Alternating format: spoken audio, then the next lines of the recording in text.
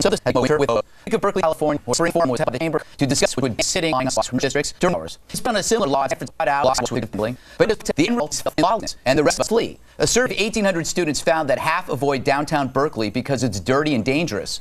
And women are especially fearful, perhaps because some creepy dudes want more than change, like Bob. But shouldn't it bug the left that the most progressive people on the planet are willing to sacrifice the safety of its city's female students, all to save face at their poetry readings? Probably not. They'd rather put co-eds at risk than their reputations as open-minded libs. So as another progressive utopia is realized, let us all thank the summer of love. By romanticizing squalor and condemning order, it leaves you with a filthy town and no one to clean it. So, Bob, I think there's... Well, full my home was quite a bit. You don't need... We're trying to make sure it feels good, politically correct, make sure they can sit there if they want. I thought they passed the law. No, they didn't. They just... The funny thing about it is, Andrew, they were just discussing it. They were discussing the idea. They weren't even trying to pass anything, and they still got protesters. So there's no hope for this city. You know, bye-bye to Beckles, Berkeley. Wait a second. First of all, for people in our business, wouldn't you love to have people you could go and talk to and they wouldn't talk back to you? Unusual. You could go and talk to any hobo on the street who's passed out. He'll listen to you for hours. You'd rather talk to a hobo No, than but the listen, I think these businessmen are complaining because they're selling lousy stuff. They're not drawing people to their stores. But the businesses don't want to come How long are you going to sell Jerry Garcia T-shirts?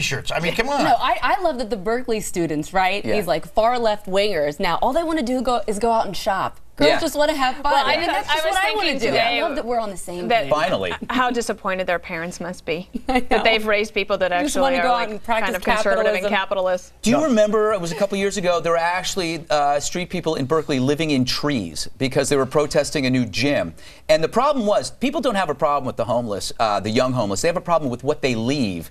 And as human beings, you tend to leave things, certain things that are created by you. And this is a problem. The problem with the streets isn't just the people, it's the waste. Can I ask you a serious question? Not the bums in my neighborhood. We're very, very quick here to say you shouldn't be able to lie down or sleep if you're homeless. What do you do with the 6 to 10 million homeless people in this country, most of whom are families? The average homeless person stays homeless only 6 months a year.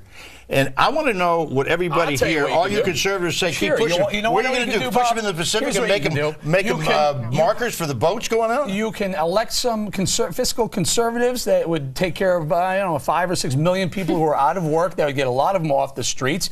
Look, the reason, the true fact that the reason why Dana saw so many young people is because they're out of work at an alarming rate also. The economy is horrible. These kids, I actually think there's, I'm not an expert, but there's a ton of mental illness.